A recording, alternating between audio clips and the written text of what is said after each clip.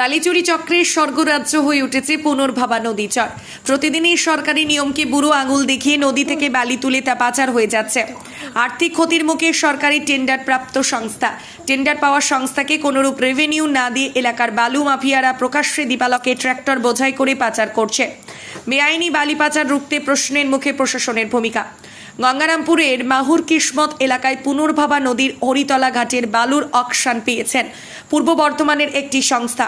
নিয়ম অনুযায়ী ওই সংস্থার কাছ থেকে চালান কেটে স্থানীয় ব্যবসায়ীরা বালি তুলে বিক্রি করবেন, কিন্তু এলাকার বালি মাফিয়ারা ওই সংস্থা থেকে কোনোরূপ চালান না কাটিয়ে এক প্রকার গায়ের জোরে বালি তুলে বিক্রি করছেন বলে অভিযোগ।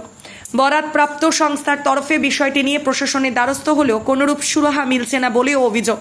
এলাকায় বালি মাফিয়া চক্রের নেটওয়ার্ক এতটাই সক্রিয় যে পুলিশ প্রশাসনের গাড়ি গঙ্গারামপুর থেকে মাহুর ও কিসমত ঘাট অভিমুখে অভিযানে বের হলেই তাদের কাছে খবর পৌঁছে যাচ্ছে। অগত্যা খালি হাতেই ফিরে আসতে হচ্ছে পুলিশকে। ঘটনার খবর করতে এলাকায় পৌঁছালে বাধার মুখে পড়তে হয়।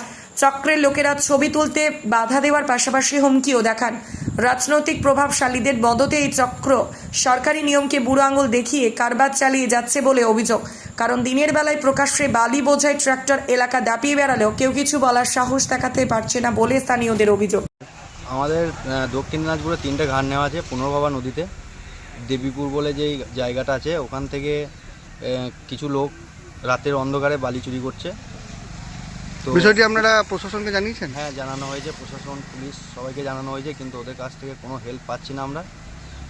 চুরি কি লাগাতার হয়ে যাচ্ছে? হ্যাঁ, লাগাতার হয়ে যাচ্ছে, দিনে দুপুরে সব সময় হয়ে যাচ্ছে এবং আমাদের স্ট্যাগ করা রয়েছে, সেই বালিও বিক্রি করতে পারছি না আমরা। সেখান থেকে কারা চুরি করছে? ওখানকার কিছু লোক আছে, ওরাই রাতের অন্ধকারে চুরি করছে। এটা নিয়ে বিএলআরওকে জানিয়েছেন? হ্যাঁ, জানানো হয়েছে, বিএলআরকেও জানানো হয়েছে, পুলিশকেও জানানো হয়েছে। ওদের তার থেকে আমাদের কোনো হেল্প পাচ্ছি না আমরা। তা আপনারা এখন কি চাইছেন? আমরা এখন চাইছি যে ওইটার কোনো হেস্তনাস্ত হোক, ওটা কোনো কিছু হলে ওটা ভালো হয়। আমরা ওখানে লক্ষ লক্ষ টাকা দিয়ে ঘাট নিয়েছি, তার সত্ত্বেও অসাধু লোকরা ওখানে চুরি করছে, তাহলে আমাদের ঘাট নেওয়ার কি আছে? আমরাও তো 2 নম্বরই করেই ঘাট চালাতে পারি। আপনার নাম? আমার নাম রাজীব মণ্ডল। আপনি ঘাটের অনার? হ্যাঁ, অনার আমি। কোথায় বাড়ি আপনার? আমার বাড়ি হচ্ছে বর্ধমান জেলা, বোলপুর। আমি শ্রী তাপস বিশ্বাস, আমার পূর্ব বর্ধমান বাড়ি। আমি দক্ষিণ দিনাজপুরের পুনর্ভাবা রিভারের উপরে 3টে ঘাট সরকারিভাবে অকশনে পাই।